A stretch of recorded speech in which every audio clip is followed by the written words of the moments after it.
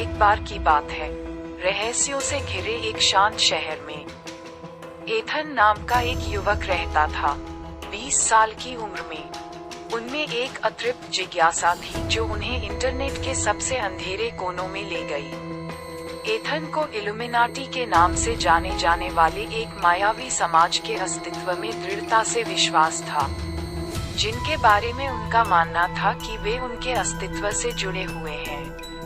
Ethan को यकीन था कि सच्चाई डार्कनेट के एन्क्रिप्टेड दायरे में छिपी हुई है।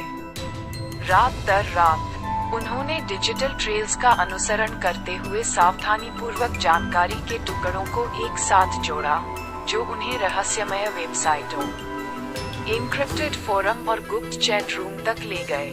उनका सामना ऐसे व्यक्तियों के एक विविध समूह से हुआ, जो गुप्त समाजों की रहस्यमय दुनिया के प्रति उनके आकर्षण को साझा करते थे।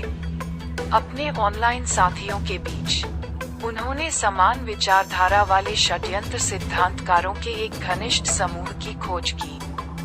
उन्होंने सिद्धांत साझा किए, अफवाहें उड़ाई और इल्यूमिनाटी के अस्तित्व पर बहस की। उनका मानना था कि यह प्राचीन और शक्तिशाली समाज दुनिया को छाया से नियंत्रित करता है, सरकारों, अर्थव्यवस्थाओं और यहाँ तक कि व्यक्तियों के भाग्य में हेरफेर करता है।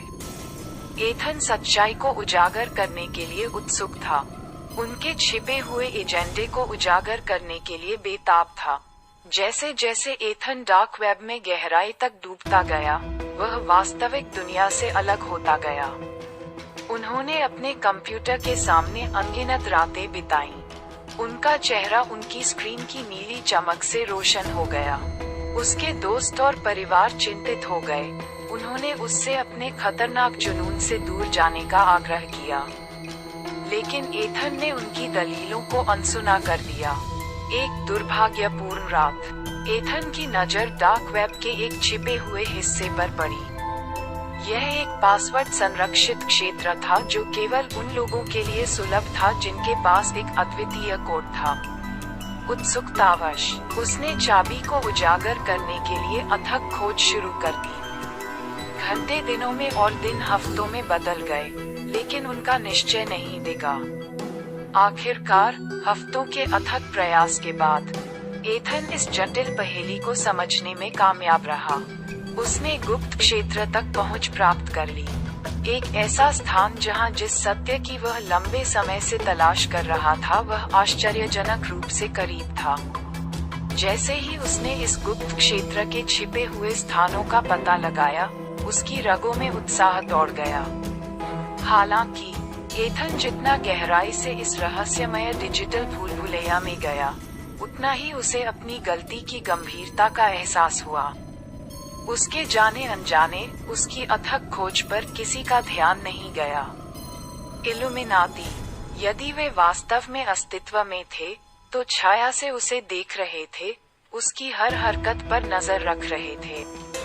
जैसे ही एथन आगे बढ़ा, उसे वापस लौटने की चेतावनी देने वाले एन्क्रिप्टेड संदेश मिलने लगे। रहस्यमय प्रतीकों के रूप में छिपी धमकियां उसकी स्क्रीन पर छा गईं। लेकिन अपने अधिक दृढ़ संकल्प से प्रेरित होकर उन्होंने चेतावनियों की उपेक्षा की। उन्हें विश्वास हो गया कि वह सच्चाई का खुलासा करने के करीब हैं। दिन रात में बदल गए और एथन के लिए वास्तविकता और जुनून के बीच की रेखा धुंधली हो गई। नींद उससे दूर थी, उसकी जगह उन रहस्यों को उजागर करने की अतृप्त भूख ने ले ली जो उसकी समझ से परे थे। वह अपने ऊपर अनदेखी आंखों का बोझ महसूस करते हुए अधिक से अधिक व्याकुल हो गया। फिर एक भयानक रात एथन बिना किसी निशान के गायब हो गया। उसका कमरा अछूता रहा, उसका कंप्यूटर शांति में धीरे धीरे गुनगुना रहा था।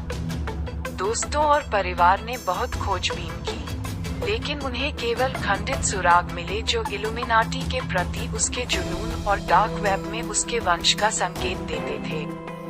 पूरे शहर में फुसफुसाहट फैल गई, जिससे एथन की इल्यूमिनाटी के साथ मुठभेड़ की अफवाहें फैल गईं। कुछ लोगों का मानना था कि उसने सच्चाई का रास्ता पकड़ लिया है और गुप्त समाज के अस्तित्व के लिए खतरा बन गया है। दूसरों को डर था कि उनके रहस्यों को छुपाने के लिए उसे चुप करा दिया गया है, दुनिया से मिटा दिया गया है।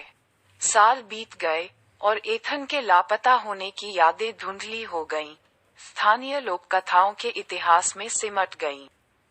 उसके साथ वास्तव में जो हुआ उसकी सच्चाई अंधकार में डूबी रही, उन रहस्यों की तरह जिन्हें वह उजागर करना चाहता था।